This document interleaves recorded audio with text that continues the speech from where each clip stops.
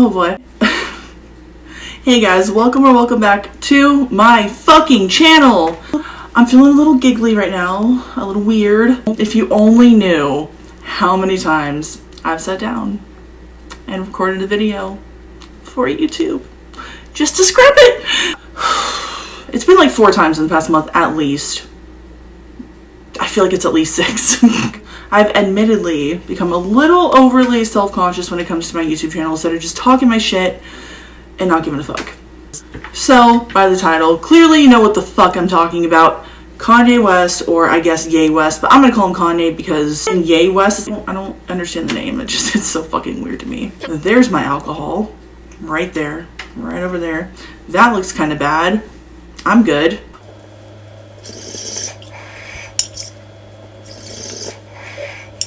We're high as a motherfucker. So just to preface all of this, I actually like Kanye. I know he's crazy, but I don't think he's crazy. Not crazy outside of what it means to be bipolar, at least. I don't think he's a madman. Kanye West is kind of weird and wacky, but so am I. I first learned of Kanye West in 2006. Was that the same year that he did that George Bush hates black people thing? George Bush doesn't care about black people. What a bizarre time 2006 was. Looking back on it, what a weird fucking year. In my opinion, Kanye West is an icon, whether you love him or hate him. He's done some really crazy, only Kanye would do kind of things that a lot of people will really just never forget. That was the first one. His feud with 50 Cent was fucking hilarious. Not as iconic, but it was there. Him snatching the mic from Taylor Swift. At the time, I was a little soft bitch, and I was like, aw, poor girl. But then I realized how fucking annoying Taylor Swift is. Not to mention the fact that whenever I meet anybody, they compare me to Taylor Swift. I feel like if you just see me online, you don't believe it maybe, but if you see me in person, apparently I look like fucking Taylor Swift. Regardless, I hate Taylor Swift. Her music's annoying, it's trash, it's simple-minded music. It's like Kids Bop if they made original music. So when Kanye snatched her mic initially, I was like, aw, poor girl. But like I said, I realized how annoying she was, and now I'm like, that's kind of what the bitch gets.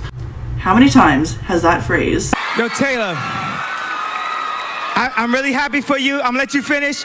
But Beyonce had one of the best videos of all time. How many motherfucking times has that been referenced in pop culture? A fuck ton. And that's what I mean. Kanye is just that motherfucker. He's that guy. Kanye West is fucking iconic. When I think of my freshman year PE class, for example,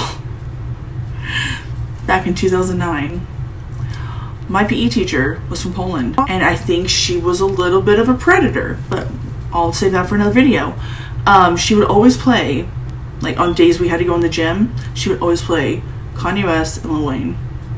Always. So as you're sweating your tits off, you hear Kanye West, Heartless, or Love Lockdown playing in the background. And Kanye West reminds me of a lot of times in my life, specific moments. I actually don't mind Kanye West. I think he's out there, but really what celebrity isn't? They just do it in a more subdued way so it doesn't seem as crazy, but they're all just as crazy. So if you pay attention to news at all, I'm assuming anyone who's watching this probably does and already knows, Kanye West and Candace Owens during Paris Fashion Week wore t-shirts that said White Lives Matter. I think wearing a White Lives Matter t-shirt is just as empty and meaningless as wearing a Black Lives Matter t-shirt.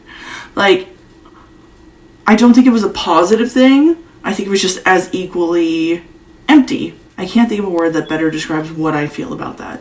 I guess what I mean by that is I don't think either one of those things needed to be said. Obviously, I understand the point behind it. What I feel in general about it is that no one needed to make this organization BLM. And realistically, no one should have to say White Lives Matter. We should all know that all lives matter unless you're a pedophile. But alas, people were upset. And prior to this, Kanye has been kind of just going off on Instagram, which I love when he does that. I understand it means he's probably being manic, but what comes out of it is funny. I'm sorry. Maybe that's making fun of a mental illness, I don't know, but that shit's fucking funny to watch. I love just refreshing my feed and all of a sudden it's some crazy Kanye shit, a screenshot of something that he probably shouldn't have posted. I love that shit.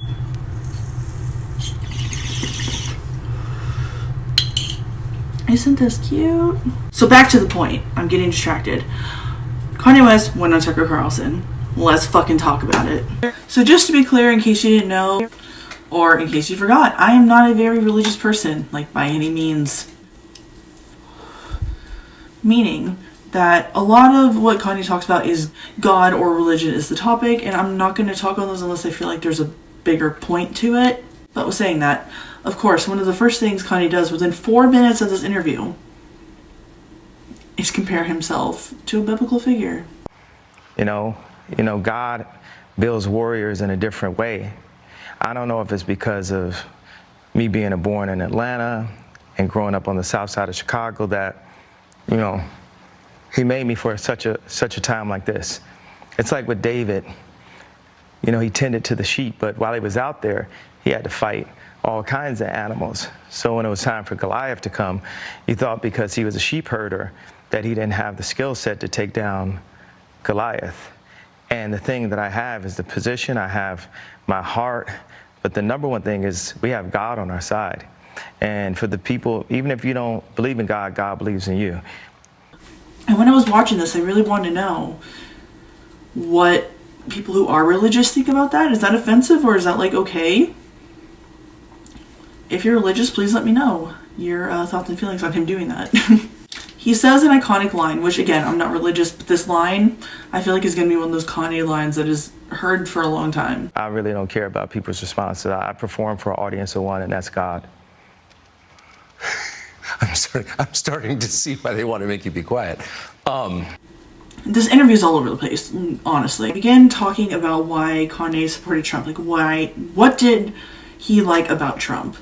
And goes into how he was actually threatened over liking Trump and having the MAGA hat and all that. Which, do you remember when all that happened? Kanye's ballsy. Like, you can say a lot of things about Kanye, but Kanye has balls. Big balls. I keep telling this joke. If people say Trump was the first black president, I'm going to be the first Latino president. Because all the values, the conservative values just line up. Come on, man, Trump's the What do you mean? He has his own buildings. What are you talking about? He's like, like Ralph Lauren. Yeah, he said, when asked about why he did put White Lives Matter on a shirt and make the whole statement and scene, he said he just like feels this energy. Like if an energy feels right, he pursues it. Like he does that thing that feels right. And I kind of get that. Maybe I'm crazy too, but I kind of get what he means. Sometimes you pursue things because you feel like you have to, then other times it's like you must. I do certain things from a feeling. I just channel the energy. It just feels right. It's using a gut instinct. And then he talks about how his dad, who's I guess an ex-Black Panther, which I never knew before this, honestly. I don't know if maybe I'm just late to the game on that. But his dad was just like, yeah, you're stating the obvious by wearing that. Like, it's funny. You know, my dad is an educated ex-Black Panther, and he put a text to me today. He said, "White Lives Matter, ha, ha, ha, ha, ha." And I said, I thought the shirt was a funny shirt. I thought the idea of me wearing it was funny. And I said, "Dad, what do you think it was funny?" He said, just a black man stating the obvious. Yeah. And I thought that was really interesting. I also very much so like when anybody can and does talk up their parents and like how much they respect them for this or that, or love them in this way or that way, are inspired by them, whatever. I think it's nice. It's very wholesome when people talk positively about their parents. I can't relate much. Maybe that's why I like it so much and other people can, because it's like, damn, that's cool for you, man. Like, my dad is the most brilliant person that I know. And I think I understand what he means when he talks about the fashion industry wanting to portray Kim Kardashian with her ass out. When she's one of the most famous women on the planet, most influential. According to Kanye, this is a factor. The fact that she has 4 black kids, which maybe I think I might understand where he's coming from with that. I don't know. And she's over 40 years old. Let's be real. Surgery's done her well. Like, good for her, I guess. Or away, much like, you know, Kim is a Christian, but she has people who want her to go to Interview magazine and put her ass out while she's a 40-something-year-old multi-billionaire with 4 black children. And this is how fashion wants to how they want to present her. It's the message behind it that is bothersome. It's like she's all these things and can be even more, but all we're going to show her as is a 40-year-old bitch with her ass out.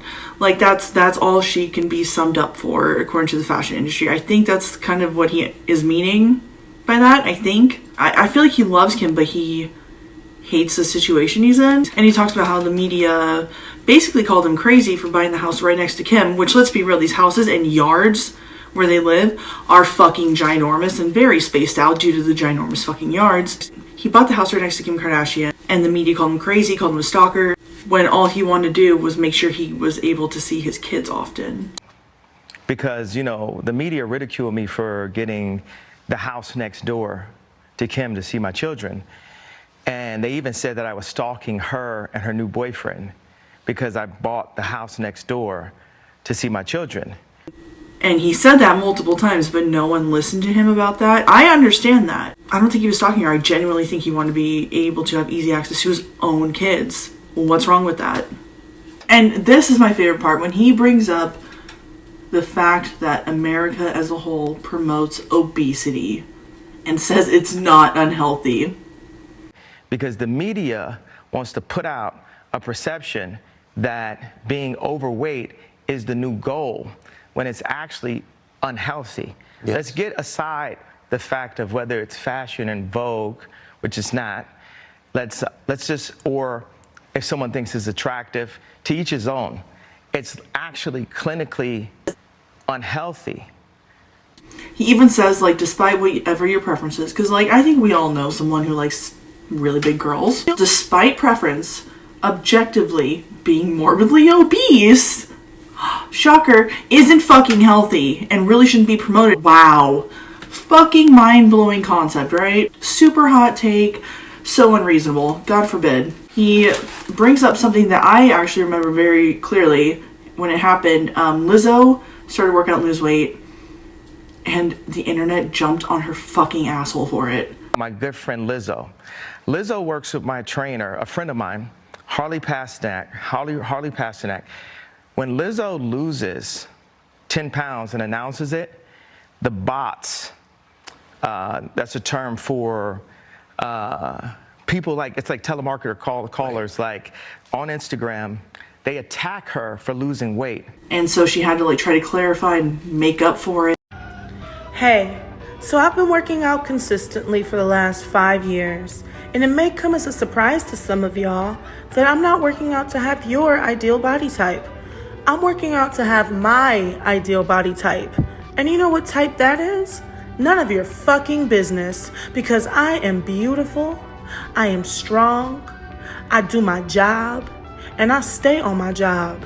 So next time you want to come to somebody and judge them whether they drink kale smoothies or eat McDonald's or work out or not work out, how about you look at your own fucking self and worry about your own goddamn body? Because health is not just determined on what you look like on the outside. Health is also what happens on the inside. And a lot of y'all need to do a fucking cleanse for your insides. Namaste. Have a great day. And now she's right back to promoting obesity. And it's like, if you're really a fan of someone like that is obese, don't you want them to lose weight so they're, like, around to entertain you longer at the very least?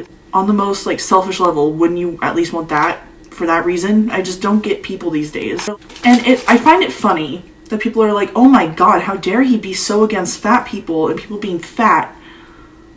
As if Kim Kardashian's any different, who constantly gets the fat sucked out of her stomach, arms, and back and puts it into her ass cheeks. She doesn't want to be fat.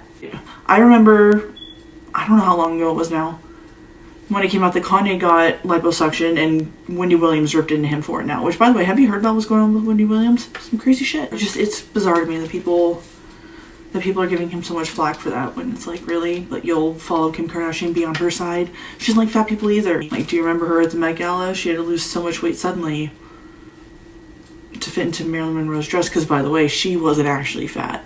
People always like to, like, compare her and, like, associate her with, like, being bigger. She wasn't bigger. She was curvy, like the actual textbook of like an hourglass curvy woman. She was never big. She actually hated being bigger. She would not want to be associated with that. She'd probably be offended, honestly.